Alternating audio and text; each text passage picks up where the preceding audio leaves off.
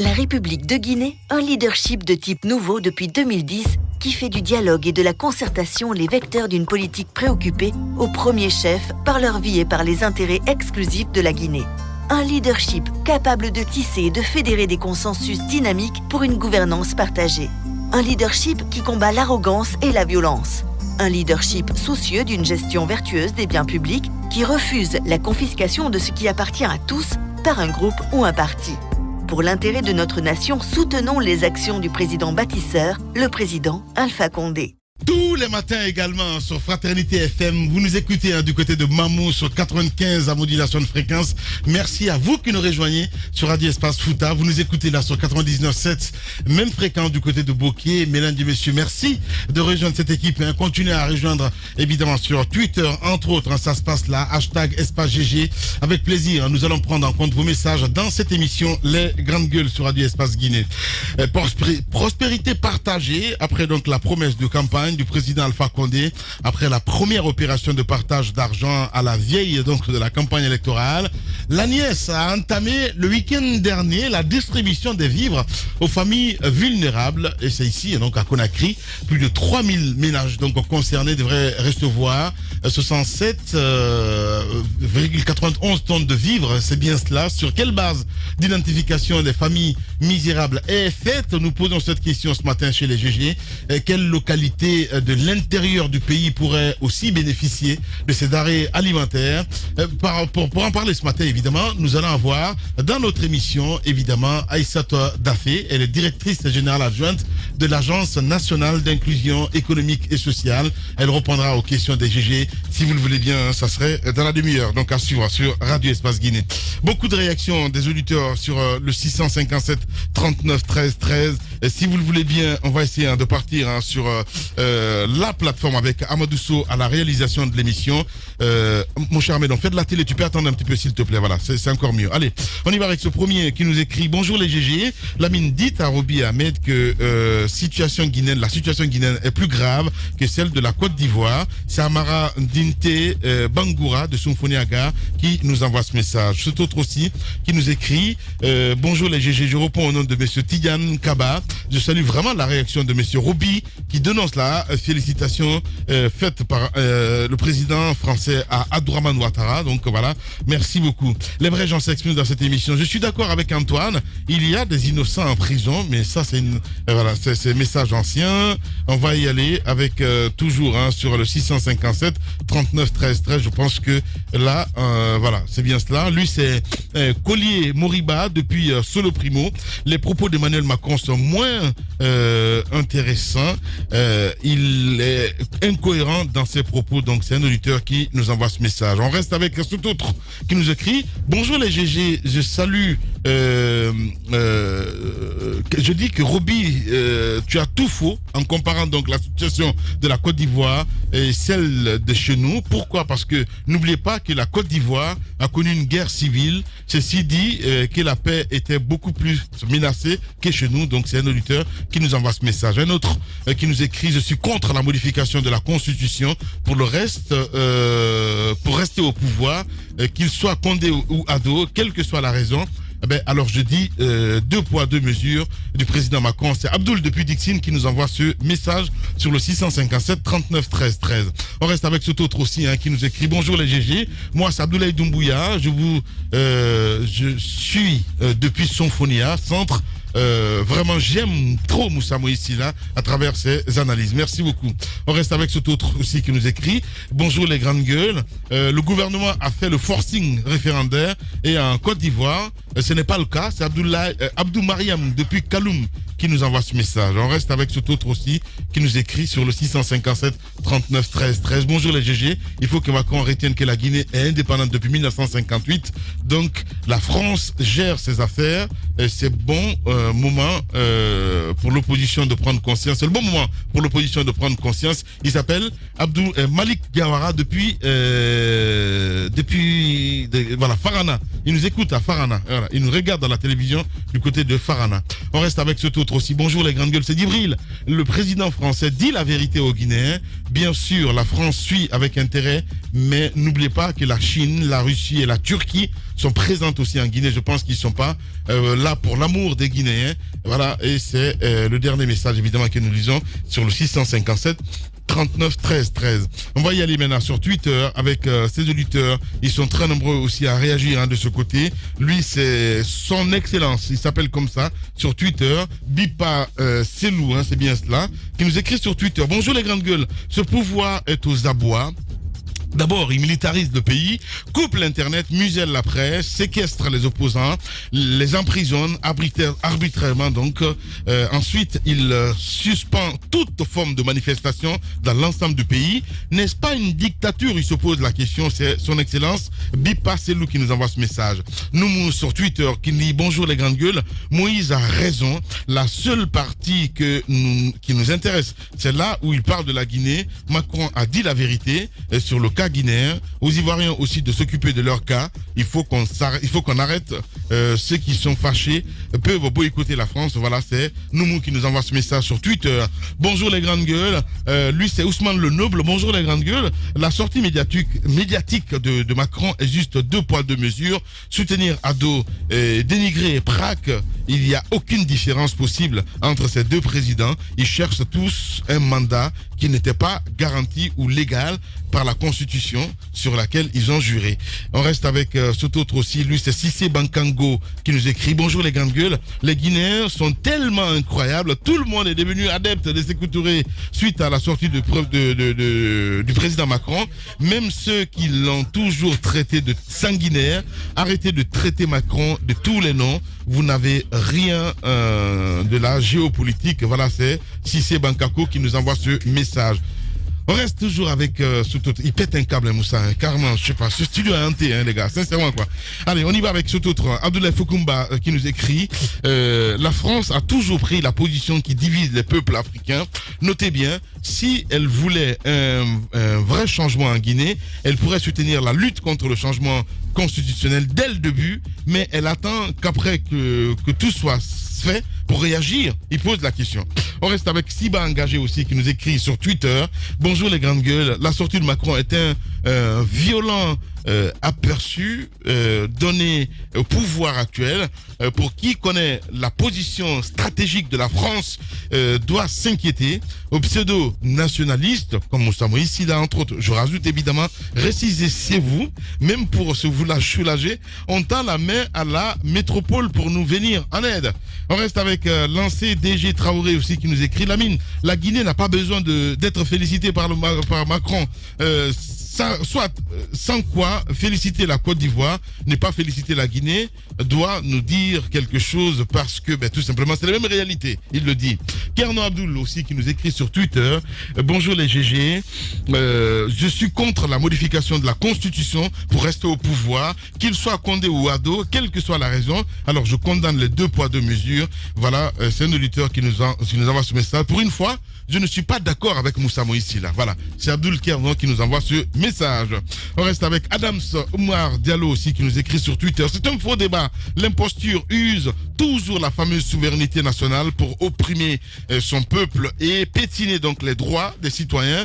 Vous voulez mettre tout le monde dos à dos. C'est une sortie vivement applaudie au sein du peuple de Guinée. C'est Adams Oumar Diallo qui nous envoie ce message. On reste avec Fassou Loua aussi qui nous écrit sur Twitter.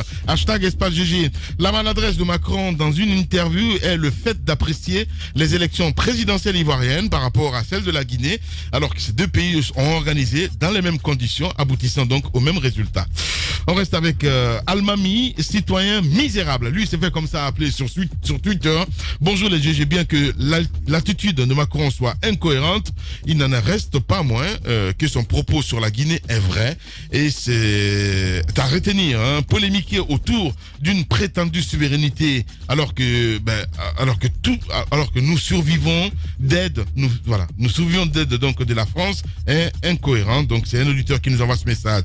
Youssef Kaba, beaucoup de réactions ce matin sur Twitter en déclarant: c'est pourquoi je ne l'ai pas encore félicité. J'ai déduit que Macron ne conteste pas l'élection d'Alpha Condé. Eh bien, il veut prendre du temps pour renégocier les intérêts français. La situation de ces deux pays sont similaires. Les discours devraient donc être aussi, donc voilà, c'est Youssef Kaba qui nous envoie ce message. Sekou Cheikh Diakité aussi qui nous écrit sur Twitter: à partir du moment où le PRAC a opposé les premières pierres de cette nouvelle constitution jusqu'à aller aux élections pour une troisième fois, sans l'implication du gouvernement français, je pense que le message de félicitations au nom de Macron sera un non-événement. Voilà, lui, il le dit ce matin sur Twitter.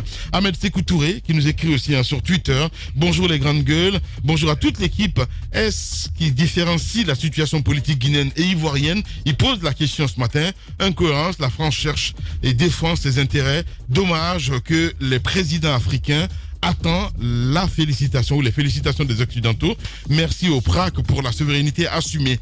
On reste avec Souleymane Diakité aussi qui nous écrit sur Twitter: bonjour Lamine, il faut souligner qu'en 2017, les entreprises françaises représentaient 80% de l'économie ivoirienne. La France a toujours été présente en Côte d'Ivoire, que dans n'importe quel pays africain. Sont 2 poids 2 mesures. Discrédite donc tout son propos. Donc il parle évidemment d'Emmanuel Macron. On y va avec maintenant les VIP évidemment sur voilà, parce que ça existe aussi. Entre Moussa Kadiabi qui nous écrit: bonjour les grandes gueules, bonjour Lamine. Dites à Moussa et à Moussa Hiro d'agir avec la force de la tête et non celle du cœur. Pendant ce temps, nous nous activons pour préparer l'investiture du président. Aucune distraction n'est possible. Si Macron estime que la situation est grave en Guinée, qu'il rappelle son ambassadeur et ferme son ambassade en Guinée. Voilà, c'est aussi simple que ça. C'est Mouzamaka qui nous envoie ce message.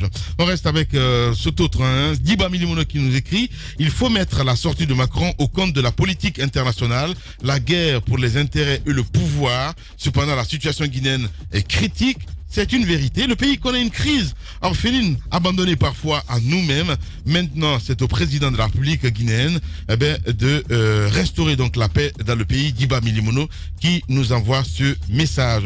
On reste avec Dr Diawara aussi qui nous écrit encore une minute: le mieux pour Macron, c'était de se taire, n'importe quoi. Voilà, c'est Dr Diawara qui nous envoie ce message. On reste avec Big Up Kaba qui nous écrit: bonjour Lamine, bonjour à toute l'équipe. La réaction du Macron n'est pas surprenante.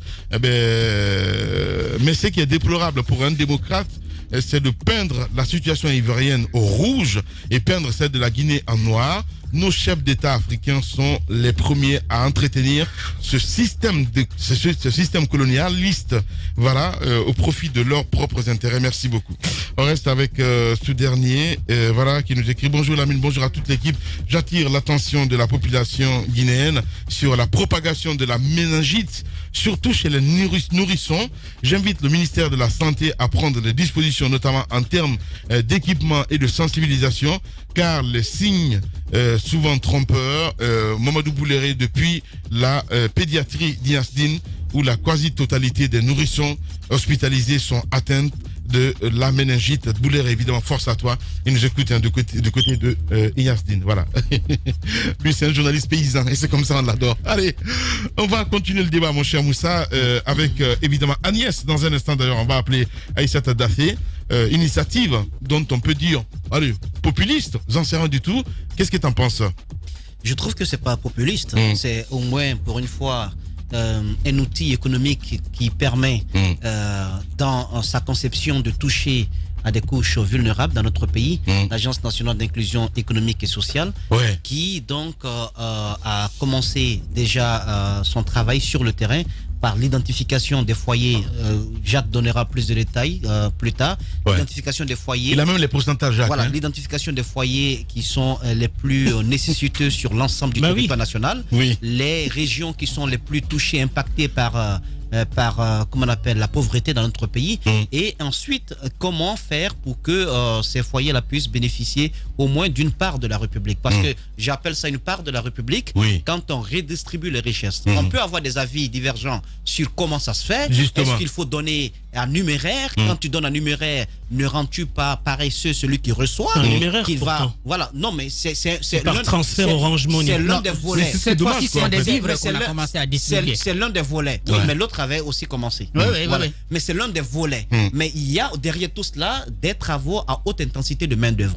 La Guinée n'invente pas grand-chose, mais c'est peut-être le modèle économique qui est un peu différent de celui qui a été appliqué en Côte d'Ivoire et du côté du Sénégal. Comment ça se passe en Côte d'Ivoire? Écoutez, quand le président Ouattara a pris le pouvoir, c'est pour les Ivoiriens. Non mais écoute, vous avez vu un peu. Non, nous concerne pas. Je le pose la question parce que je me dis peut-être ça ne nous concerne le modèle. Je ne sais pas. Ça ne nous concerne pas. Attendez, Lamine. C'est aux Ivoiriens. Allez-y, Moussa. Je ne sais pas si Roby. Oh, Roby. Je ne sais pas si Roby. Roby. Je ne sais pas si Roby. Non, mais c'est aux Ivoiriens d'en parler. Je ne sais pas si Roby sait. S'il sait au moins à qui il veut faire des crocs en jambes. Bon. Tu es libre. Alors, Oh, moi, Moussa. je veux dire une chose. J'adore ce combat.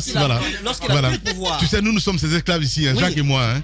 Voilà. Il nous tombe Lamine. dessus, mais c'est incroyable. Allez-y, chef. Calme-toi. Allez-y, chef. Voilà. Calme-toi, c'est important. Allez-y. Il faut pas l'énerver. Lorsque Bien. Ouattara a pris le pouvoir, il a mis en place Oui. une initiative présidentielle d'urgence qui a été mise en place, Oui. qui était de 25 au début, qui était à près de 40 milliards de francs CFA. Oui. Et avant 2017, c'est monté à près de 500 milliards de francs CFA. Ouais. Qui était géré au niveau de la présidente de la République avec un petit comité chapeauté par lui parce qu'économiste connaissant comment sortir les pays en crise des difficultés. Donc il a pu gérer cela directement avec son petit cabinet. Ça a créé de la jalousie au niveau des ministères sectoriels qui se sont vus dépourvus de leur initiative. Mais ce plan présidentiel d'urgence a donné un coup de pouce à toutes les communautés à la base, au niveau des infrastructures, au niveau des foyers pauvres, au niveau donc de ces zones enclavées du pays de la Côte d'Ivoire. Ça a touché tout le monde. Ouais. Le Sénégal aussi l'a fait. D'ailleurs, l'initiative du Sénégal qui concernait les zones urbaines, c'était encore une initiative présidentielle chapeautée par Macky Sall. Mais eux, à la différence, c'est qu'ils ont mis un comité de pilotage avec le PNUD. Donc c'est le PNUD qui a chapeauté tout cela avec les ministères qui ont accompagné. D'ailleurs, l'initiative a tellement bien marché au Sénégal qu'ils ont voulu le labelliser. Ils ont voulu labelliser donc cette initiative pour que ce soit reproduit dans d'autres pays. Donc tous les pays l'ont fait. Les pays où les présidents prennent le pouvoir dans des conditions difficiles. En Guinée, on a commencé cela tardivement. Il a fallu l'arrivée de Kassori pour qu'on puisse mettre en place ces initiatives parce qu'il s'occupait à l'époque du pôle économique et tout. Donc, mais c'est pas trop tard pour bien faire. Réfléchissons un peu plus sur de la manière de faire. Exactement, de pérenniser cela afin qu'il y ait moins de déperdition parce que la nièce, c'est la nièce à tout le monde. C'est la nièce de la République et pour ce faire, les nécessiteux, les premiers doivent pouvoir bénéficier d'une part de la République. Jeu de mots, Moussa Mouissi là. Allez-y, Madame Hiro. Mais voilà, il est content parce qu'ils ont commencé en fait la distribution du côté de Forêt-Caria chez eux. Hein. Donc il faut le comprendre. Allez-y, Madame Hiro. Alors, je pense que la mine des initiatives de ce genre devrait être encouragée. Surtout, il a dit que vraiment qu'il y ait des études en amont pour qu'on sache vers qui aller. Parce que vous le savez à quel point les populations guinéennes ont été éprouvées ces derniers temps. Parce qu'il faut le dire, la politique pratiquement a tout bouffé, alors qu'il y a des gens qui n'ont rien à voir avec la politique, qui gagnent leur vie au quotidien, qui s'ils ne sortent pas, par exemple, aujourd'hui, ne peuvent rien avoir à se mettre sous la dent. Je pense qu'il faut faire une étude, savoir vers qui aller, à qui donner. Parce que vous vous souvenez, à un moment donné, il y a cette initiative qu'on avait mise en place ici par rapport aux femmes, ces fonds qu'on distribuait. Mais à un moment donné, ces fonds ont pris un manteau, il fallait se colorier, avoir une certaine couleur pour recevoir cet argent. Je pense qu'il faut sortir de cela. Il faut faire de vraies études sur la problématique de la pauvreté.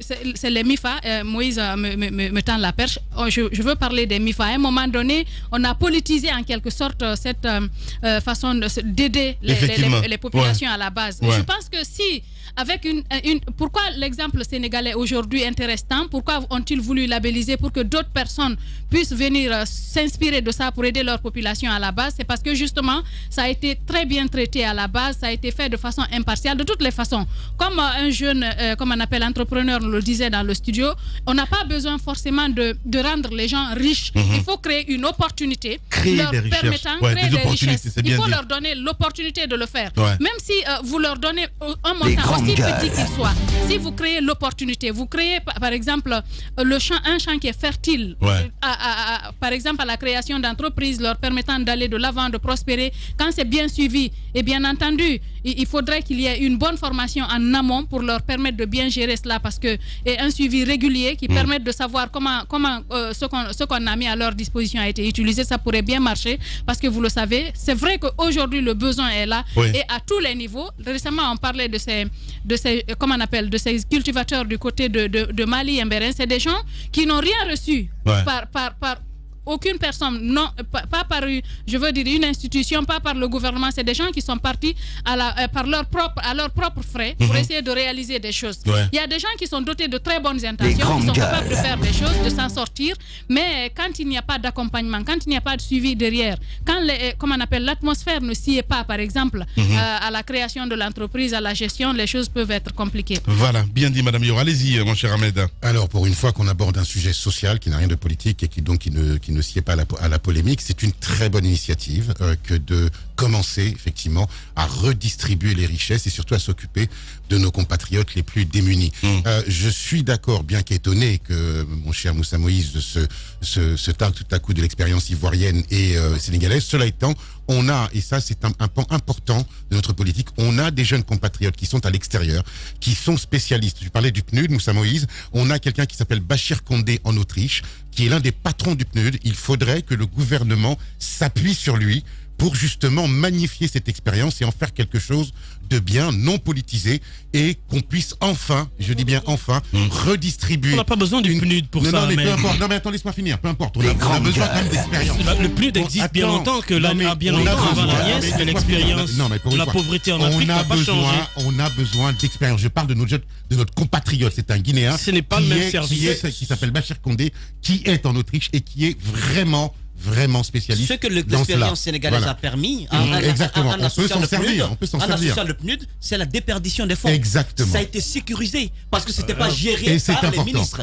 C'était géré par le PNUD et à côté les ministères faisaient dans l'exécution. On peut le faire autrement. Non, mais si tu veux, ici aussi. Allez-y. Ici aussi, c'est pas un ministère qui gère. Allez-y. L'ANIES, c'est une entité complètement différente. Non, c'est pas. Oui, mais l'administration. Mais c'est le modèle social européen. C'est le modèle.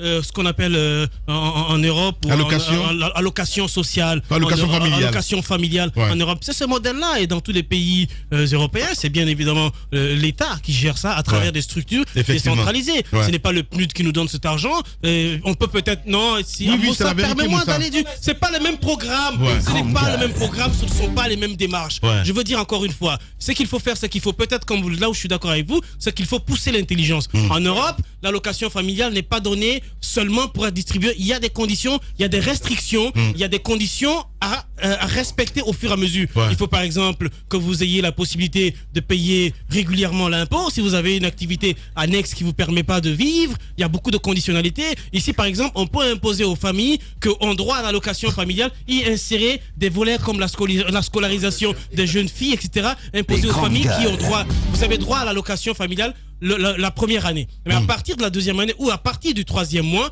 vous avez à respecter un certain nombre de conditions. Pour toutes les familles qui ont des filles, qui ont des petites filles chez eux et qui vont pas à l'école, vous avez obligation de les envoyer à l'école, sinon on vous coupe l'allocation familiale. Ou alors aux jeunes garçons qui vont jouer entre guillemets pour éviter la paresse, vous avez obligation dans cette allocation familiale de pouvoir vous inscrire dans un petit métier. Encore une fois, mais comment faire pour contrôler? Parce qu'il faut des éducateurs. Mais c'est ça, il faut. Voilà. Mais il faut. Justement. Mais ailleurs, mais pas forcément entre guillemets du PNUD. Je pense qu'il faut s'inspirer de d'autres exemples qui sont allés plus loin dans l'intelligence. D'autres le font très bien. Je crois que le gouvernement s'appuie ici sur le programme alimentaire mondial, en tout cas pour ce qui concerne les vivres, parce que le PAM évolue déjà sur ce terrain, en tout cas dans ce domaine, travaille même pas forcément avec le gouvernement, avec les fonds, je crois, du Japon, je crois c'est ça, obtient souvent quelques vivres à distribuer par le passé, c'était dans les écoles publiques où on donnait, n'est-ce pas, de la nourriture aux enfants. Donc, quand le gouvernement a voulu travailler avec l'Agence nationale d'inclusion économique et sociale, effectivement, il s'est appuyé sur les données que dispose le programme alimentaire mondial. Parce que la difficulté au départ, et là on avait posé la question lorsqu'on a eu le Premier ministre ici, c'était de savoir comment l'identification est faite. Parce que quand on parle de pauvreté, on va vous dire mais la majorité des Guinéens sont pauvres. Ouais. Maintenant, si on veut trouver des ménages assez vulnérables, il faut s'appuyer sur des institutions qui disposent des données crédibles. Maintenant, la démarche, je crois, il faut continuer à réfléchir là-dessus parce qu'on ne peut pas se contenter de donner à manger. Parce que si c'est cela, je crois, on veut accorder 2% du PIB n'est-ce pas, à la lutte contre la pauvreté. Si on prend les 2% et on investit essentiellement dans l'achat de la nourriture à donner aux personnes vulnérables ou alors à donner directement par Orange Money, on va transformer seulement des personnes oisives qui ne vont rien entreprendre par la suite et ça ne règle pas le problème. La lutte contre la pauvreté doit passer par la création du travail. Les personnes qui ne travaillent pas doivent être amenées à travailler en leur créant des conditions. Et puis, c'est vivre. J'ai bien besoin, j'ai bien envie de comprendre avec la nièce. Tu parles des risques, parce que c'est important, mon cher Jacques, à faire très attention dessus, parce qu'on peut créer, évidemment, des éternels assistés. Des éternels assistés. Voilà. Parce que des gens qui ne travaillent pas. Qui ne donnent même pas envie de travailler. Parce que moi, si je sais que à la fin du mois, j'ai peut-être 300 000 et tout ça, je vais continuer à dormir à la maison. Je vais continuer à dormir à la maison. Et il y en a plein dans les quartiers de Conakry, des gens qui ne travaillent pas et qui ne veulent rien entreprendre, qui sont dans une précarité réelle et qui pourraient être comptabilisés dans ce groupe de ménages vulnérables. On pourrait ne pas atteindre l'objectif. Mais si, en revanche, on était en train d'investir sur des personnes qui manquent de moyens, mais qui essayent de faire quelque chose, alors ces personnes-là pourraient accroître leurs activités et comme ça, engranger, n'est-ce pas, des ressources véritables pour lutter contre la famine, d'abord au sein de leur famille, mais également au niveau de leur entourage. Je vais aussi terminer, et là j'ai envie de comprendre pourquoi acheter le riz importé pour donner aux Guinéens. Je pense que là-dessus, il faut repenser cette politique. Il ne faut pas acheter le riz importé, il faut acheter le riz de chez nous. Comme ça, vous achetez, vous réglez deux problèmes à la fois. Vous donnez de l'argent à celui qui est dans l'agriculture et vous donnez à manger à celui qui n'a pas à manger. Bien. Jacques Lewa Leno. Chaque matin dès 9h sur Radio Espace Guinée et sur nos radios partenaires, écoutez un show radio-télé unique en Guinée, les GG. Pendant 2 heures, l'équipe des GG de Radio Espace Guinée s'applique à partager l'actualité au plus près du quotidien des Guinéens. Un rendez-vous exceptionnel mêlant infos en direct, débats autour de l'actualité, réactions et interventions d'experts. En simultané sur Espace TV. Également sur Espace TV, tous les matins, vous avez accès à cette émission, mesdames et messieurs. Information de dernière minute, on vient de l'apprendre, voilà, il faut le dire. La commission d'éthique de la FIFA donc, a suspendu pour 5 ans le président de la Confédération africaine, Ahmad Ahmad, lui infligeant donc de surcroît 200 000 francs suisses d'amende, 185 000 euros, notamment pour détournement de fonds. Certainement, la rédaction sportive, évidemment, reviendra sur cette actualité et sur le coup de midi, à suivre également, pourquoi pas, dans le journal de 20h sur Radio Espace Guinée. Sur Espace TV, qu'est-ce que je raconte, voilà. Prospérité partagée, c'est la promesse en tout cas de la campagne du président Alpha Condé, après donc la première opération de partage d'argent à la veille de l'élection présidentielle. Agnès a entamé donc le week-end dernier la distribution des vivres aux familles vulnérables. C'est ici donc à Conakry, plus de 3000 ménages donc concernés devraient recevoir évidemment des vivres. Sur quelle base l'identification des familles misérables est faite. Nous posons cette question ce matin chez les GG. Quelle localité de l'intérieur du pays pourrait aussi bénéficier de ces denrées alimentaires? Dans un instant sur Radio Espace Moussa Moïsila, nous allons joindre évidemment Aïssata Daffé. Il faut le rappeler, pour en parler avec nous dans cette émission, les GG, il faut le rappeler, elle est directrice générale adjointe de l'Agence nationale d'inclusion économique et sociale. Elle répondra dans un instant aux questions des GG sur Radio Espace. Avec nous d'ailleurs, elle est en direct, mon cher Moïse, Aïssata Daffé. Madame Daffé, bonjour, bienvenue dans les grandes gueules. Bonjour Moïse, bonjour Lamine et bonjour à toute l'équipe des grandes gueules. Bienvenue, bonjour Ada. Merci. Notre nièce commune a donc enclenché la distribution des vivres aux familles démunies en Guinée. Alors expliquez-nous comment le processus d'identification de ces foyers pauvres s'est opéré et avons-nous quelques chiffres sur l'ensemble du territoire? Quelles sont les zones qui sont les plus impactées et les dons qui sont offerts? C'est composé de quoi? Un seul sac de riz, du sucre? Qu'est-ce qui compose ces dons? Oui, merci. En fait, le choix est fait d'abord par suite à un travail effectué par l'INS, l'Institut national des statistiques, qui a travaillé pour cibler les personnes les plus vulnérables. Donc, à travers ce premier travail que l'ANES a confié à l'INS, vous savez, c'est le seul institut qui est habilité à faire ce travail-là. Nous avons recruté des pères éducateurs, des jeunes qui sont partis avec l'INS sur le terrain pour faire une reconnaissance physique. L'INS peut dire dans tel quartier, nous avons Monsieur X par exemple, qui est là avec 2 femmes, 6 enfants. Il faudrait bien que, à son tour, l'ANES vienne sur le terrain constater que dans le quartier, dans tel secteur, vous avez Monsieur X qui vit effectivement ici. Donc, on a fait ce double travail pour nous assurer les statistiques qu'on nous envoie sont vraiment les vraies statistiques. Donc, c'est comme ça qu'on a... Oui, mais Madame Daffé, s'il vous plaît, permettez-moi de vous interrompre. Le monsieur X dont vous parlez, quels sont les critères sur lesquels vous vous fondez pour déterminer son niveau de pauvreté pour qu'il puisse bénéficier de votre programme? Effectivement, vous savez, il y a 2 catégories. Il y a les pauvres et les extrêmes pauvres. Vous venez par exemple dans une famille, vous trouvez un chef de ménage.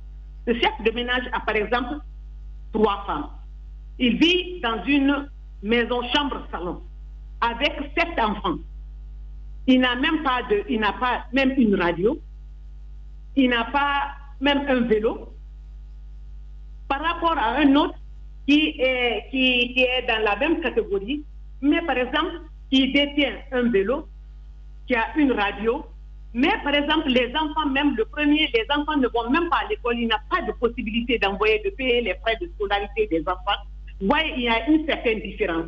Donc, on voit tout de suite l'INSC qui placer dans la catégorie des extrêmes pauvres et qui placer dans la catégorie des pauvres.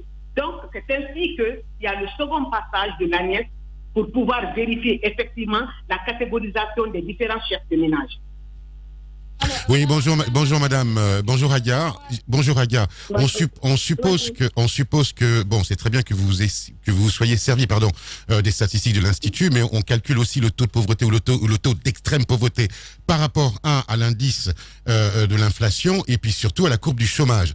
Alors, on sait que depuis des années, il y a des ONG qui s'occupent en Guinée, qui sont des ONG guinéennes, qui s'occupent justement de pallier à la carence de l'État vis-à-vis de la pauvreté. Est-ce que vous allez vous appuyer dessus pour parfaire vos statistiques et est-ce que vous allez aussi travailler de concert avec elles parce qu'on sait qu'elles sont aussi sur le terrain pour pallier à cette pauvreté galopante en Guinée? Bon, il n'y a pas plus tard qu'une semaine, j'ai reçu une ONG composée de plusieurs entités ici qui sont venues à l'ANES et la directrice générale les a envoyés vers moi. J'ai eu à discuter ce jour-là avec ces jeunes et qui travaillent actuellement sur le terrain et qui ont même demandé la collaboration le jour où ils vont aller faire un rapport final. qu'ils voudraient bien que l'Agnès soit associée, qui vont faire un écrit pour demander, parce que nous sommes représentés dans plusieurs préfectures.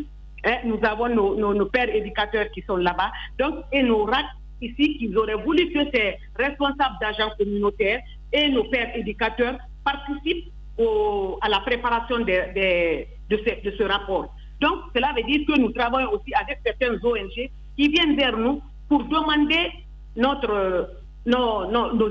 expériences que nous avons eues, parce que nous sommes quand même en avance par rapport à certaines ONG. Donc, ils viennent vers nous pour avoir certaines explications que nous ne manquons pas de leur donner. Nous sommes effectivement en collaboration avec certaines ONG qui travaillent dans le même sens que l'Agnès. Alors, Madame Daffé, est-ce qu'on peut avoir les chiffres ce matin, par exemple, pour ce début, ou bien je voudrais savoir, est-ce que c'est une répartition continue, combien de temps cela va prendre et quels sont les chiffres, combien de familles vous allez toucher dans cette répartition, et en parlant de d'arrêt, qu'est-ce que vous offrez effectivement à ces familles? Ça, c'est ma première question. L'autre question que je voulais poser, est-ce que ce ne serait pas mieux, par exemple, d'identifier, je ne sais pas si c'est dans vos projets là-bas au niveau de l'Agnès, ces d'arrêt que vous offrez, est-ce que ce ne serait pas mieux, comme on le dit, au lieu de pêcher pour quelqu'un, pourquoi ne pas lui apprendre à pêcher? Pourquoi ne pas donner, par exemple, de petits fonds aussi petits qu'ils peuvent être à ces familles, leur permettre d'entreprendre quelque chose, pour leur permettre d'être autonomes, pour ne pas qu'elles s'asseyent à chaque fois, attendre que l'État leur donne un sac de riz ou quelque chose d'autre? Vous savez, Madame Hiro, vous avez raison, mais les familles qui reçoivent ces vivres, c'est vrai, c'est un sac de riz et puis un bidon d'huile que les familles reçoivent. Mais il y a deux catégories. Il y a une catégorie des extrêmes pauvres qui reçoivent un transfert monétaire. Quand je prends par exemple au mois de septembre, nous avons eu à faire le transfert monétaire dans 17 130 ménages à Conakry. Et en mois de novembre, nous avons eu 20 043 ménages qui ont reçu le transfert monétaire. Et ce qui concerne les vivres, au mois d'octobre, nous avons eu 15 120 familles qui ont reçu les vivres et en septembre, 13 961.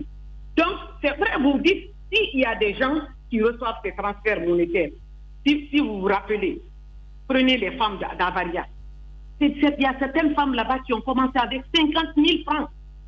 Mais aujourd'hui, ce sont des femmes qui voyagent vers Bamako, vers Sénégal, parce qu'elles ont su s'approprier du peu qu'elles ont pour pouvoir les fructifier. Donc, c'est ainsi que je disais à certaines femmes, lorsque nous sommes dans les distributions ou bien dans les transferts monétaires, vous recevez chaque mois 250 000 francs. Vraiment, si c'est une femme, par exemple, qui est avec son époux, qui est le chef de ménage, elle peut dire, je prends 100 000 francs.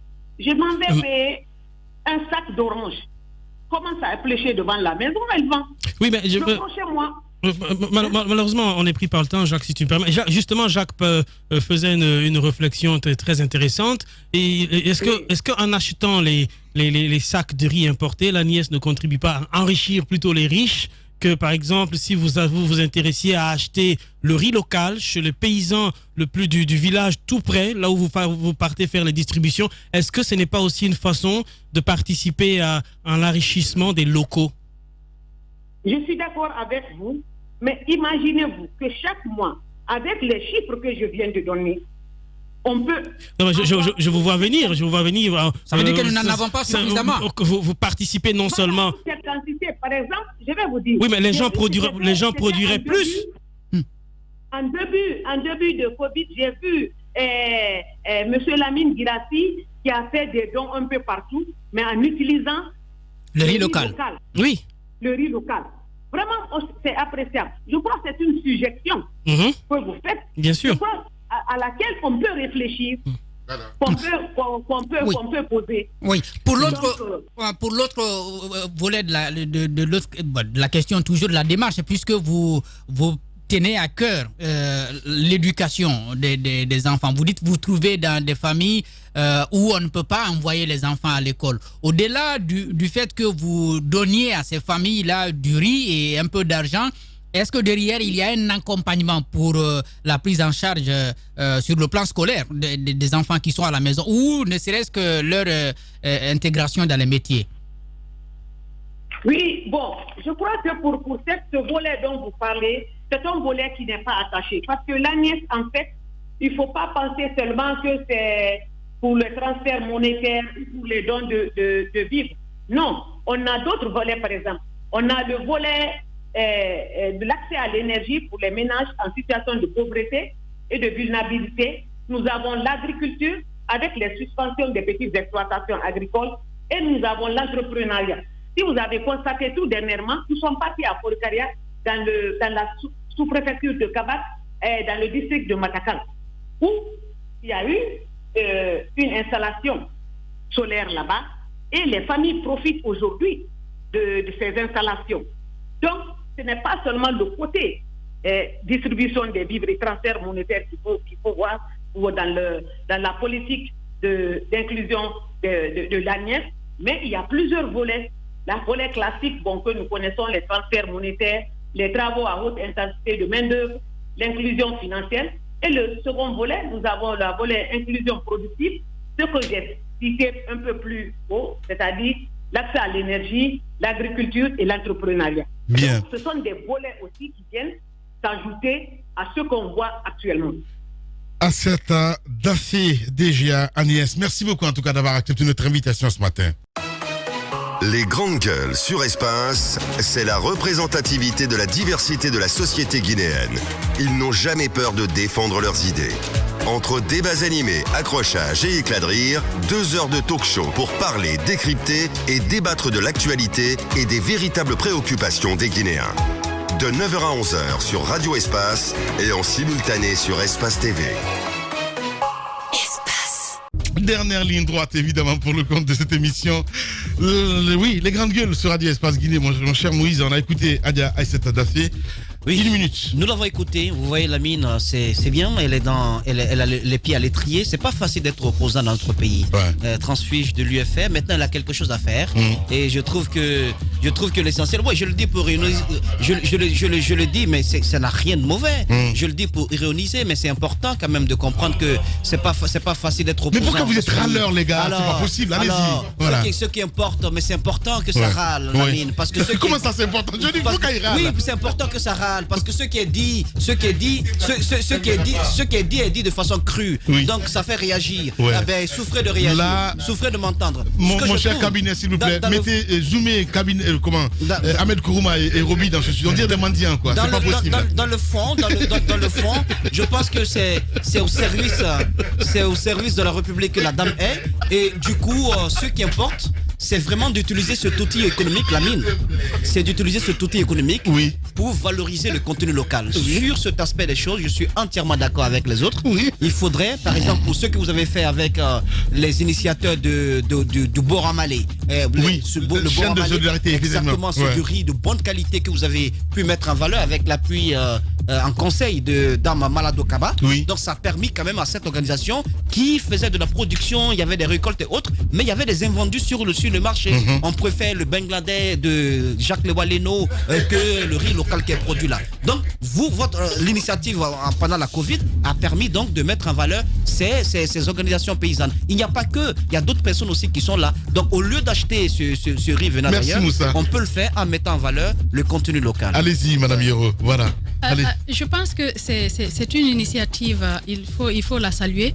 En même temps, comme je le disais tantôt, essayer de voir sur cette base, parce qu'on utilise quand même des statistiques, ça veut dire qu'on va au fond pour savoir qui est réellement pauvre, qui a besoin de cet appui, au lieu de donner des denrées. Parce que quand vous donnez un sac de riz dans une famille où on a au moins une dizaine de personnes, pratiquement peut-être en un mois, le riz est terminé. Mais s'il n'y a pas d'autres sources de revenus derrière, c'est comme si on revenait à zéro. Ce serait mieux de mettre, comme on appelle, des activités génératrices de revenus qui puissent permettre à ces mêmes familles, peut-être les former en amont sur comment gérer une AGR et leur permettre de suivre par la suite que ces familles puissent générer leurs propres fonds leur permettant d'être autonomes. Je pense que ce serait la meilleure voie à suivre. Allez-y, mon cher. De toute façon, il faut bien commencer, il faut bien botter les fesses à la pauvreté. Donc, pour moi, c'est une formidable initiative. Il faut absolument, oui tu rigoles, mais c'est vrai, il faut lui botter les fesses à la pauvreté dans ce pays. Donc il faut mettre les choses en place. Moi j'ai beaucoup aimé la question de Jacques, effectivement, à savoir comment ne pas enrichir les riches de ce pays en allant justement vers nos cultivateurs, ceux qui produisent du riz local, et le redistribuer aux plus pauvres d'entre nous. Et puis je dis, on tend la main en ce moment comme des mendiants parce que tu donnes la parole à l'axe du bien sans cesse au détriment de notre temps de parole. L'axe du bien. Oui, l'axe du bien, parce que c'est nous l'axe du mal. Allez-y, mon cher Roby. Il nous réduit à chaque fois à commander la parole. Donc, ce qu'il faut... Parce que vous êtes incontrôlable. Oui, ce qu'il faut ajouter, pour une fois, on parle social. Moussa ne devrait pas y ajouter une touche politique, mais c'est son choix. Ce que je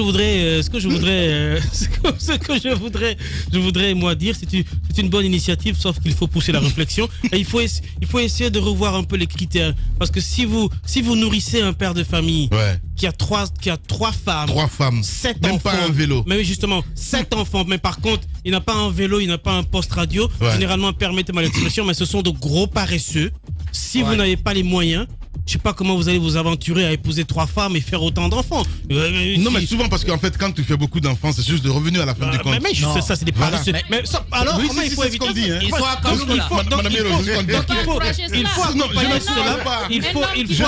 je n'encourage pas, madame Yo. Allez-y, je le promets, s'il te plaît. Ouvrez mon micro. Oui, c'est ce que je fais là. Non, mais j'ai fermé le micro. Voilà. Si quelqu'un peut se permettre de prendre 3 femmes, c'est que tu peux pouvoir quand même nourrir les 3 femmes. Mais c'est pas ce qui se passe à l'intérieur du pays, madame.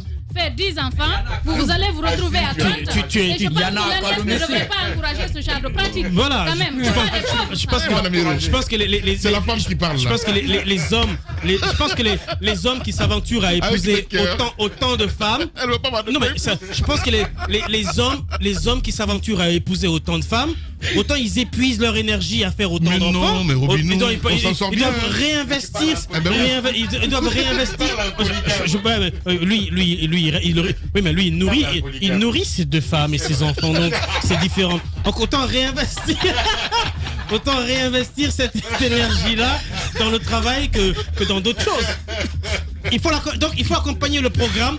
Il faut accompagner le programme de redistribution des richesses à ces familles-là, à un programme éducatif et de sensibilisation. Merci, en disant Robin. aux gens que travailler plus et gagner plus. Arrêter de faire plus d'enfants. À la Sarkozy, quoi, allez-y. Surtout, il y a de grands polygames à Kaloum. Il n'y a pas de champs à faire, il n'y a aucune activité, ils sont tous assis.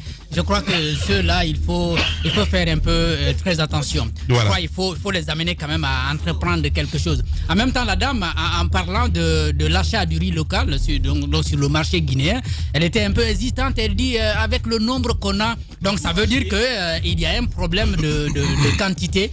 C'est une façon d'interpeller le ministère de l'Agriculture et même celui de l'élevage, de faire en sorte que la production soit augmentée Déjà, Jacques, il faut racheter l'existant et après le compléter par exemple par le Bangladesh. Mais il faut quand même permettre aux cultivateurs de pouvoir écouler leur production, et puis après l'année prochaine peut-être qu'ils augmenteraient leur quantité parce qu'ils se diront désormais en face on a un gros client, un acheteur qui est l'État, donc je peux me permettre de risquer d'augmenter ma production. Ce qui fait que les agriculteurs ne produisent pas plus, c'est parce qu'ils n'arrivent pas à tout écouler dans l'année. C'est notre spécialiste. Voilà. C'est notre spécialiste ici à la matière, évidemment, les paysans. Roby, allez-y. Alors, juste pour dire, avant de développer mon propos, pour dire, le président de la République nous donne 2 ans pour que nous n'emportions plus de riz. 2 ans. Je pense qu'il faut noter cette autre promesse. Il y a ce que je voulais dire, quand vous allez sur les sites pour les statistiques en Guinée, vous voyez qu'il est écrit que la Guinée compte 1165 cours d'eau. J'attire l'attention du ministère de l'Environnement, des eaux et forêts sur ce qui se passe. Quand on dit qu'on compte environ 1165 cours d'eau, il faut réactualiser ces données, aller sur le terrain pour les recompter. Il n'y en a plus beaucoup. J'attire l'attention sur ce qui se passe, par exemple, c'est un cas parmi 1000, ce qui se passe du côté de Demoudoula. Le cours d'eau, le Marigot qui est là, qui traverse jusqu'au vers Kiridi, qui est le long de ce bassin-là, je ne sais pas si vous voyez un peu de quoi je parle. Alors, le lit de ce Marigot est complètement en train de disparaître. Par le fait de l'homme, on a fait des remblais sur ce côté et le Marigot est en train de disparaître. J'ai été là-bas le week-end. J'ai pu voir des alevins à l'intérieur de l'eau, des oiseaux saisonniers qui sont là. C'est-à-dire que vous avez une question écologique, vous avez une question de biodiversité, vous avez une question aussi d'environnement en jeu. Merci Moussa. Alors si le ministère de l'Environnement ne se bouge pas de ce côté, par quelques centaines de milliers de francs guinéens ou quelques millions de francs guinéens, on est en train de brader comme ça, on est en train de faire disparaître des patrimoines qui nous appartiennent à tous. Je prends pas seulement l'exemple de ce cours d'eau du côté de Demoudoula, où quand même des clôtures ont été saccagées parce que quand la saison des pluies arrive, puisque l'eau n'a plus sa route naturelle, et bien ça déborde, ça détruit des clôtures. Il a parlé, je suis la sortie du président dans ce contexte-là d'ailleurs. Il avait été même sur le terrain lorsque les premières constructions sur le lit du Marigot avaient commencé. Il a fait détruire des maisons. Mais ça fait quoi, 3, 5 ou 5 ans. Maintenant, il faut repartir sur le terrain, voir ce qui se passe. La situation est très grave. C'est vrai, voilà, c'est vrai. Mais quand il parle, en fait, le président, il parle seulement, il va rien faire. C'est ce qui se dit. Voilà. Au moins, le message est passé parce que je sais qu'il nous écoute et il nous regarde à la télévision. Bonjour à vous, monsieur le président. Allez, on se quitte avec ce message. Cette histoire de distribution de la richesse commune n'est que poudre aux yeux. Comment, Lamine, pouvons-nous nous identifier, les familles pauvres de notre pays, sans que le pays ne soit doté d'une véritable adresse postale? Il pose la question. Quelle adresse postale de Lamine Guirassy en Guinée? 0000 rue d'Apompa, du doute, voilà. C'est un auditeur qui nous envoie ce message. Évidemment, c'est la vérité. Allez, on se quitte avec ces coups de cœur, voilà. On pense à ce monsieur du côté de Kindia. Un siècle de journaux en Guinée, c'est de Mamadou Dinde Diallo, histoire de la presse écrite de la période coloniale à nos jours, voilà. Tome 2, voilà. Il y a 3 tomes, voilà, c'est bien cela. Mamadou Dinde, du côté de Kindia, il faut le rappeler, docteur Mamadou Dinde est maître de conférences en histoire contemporaine, de l'histoire des enseignants-chercheurs à l'université de Kindia. On vous recommande fortement, évidemment. C'est en 3 tomes, voilà. C'est chez l'Harmattan Guinée. Mesdames et messieurs, voilà. Je pense même que c'est sorti. Je connais pas le prix, mais bon, c'est très, très intéressant, voilà.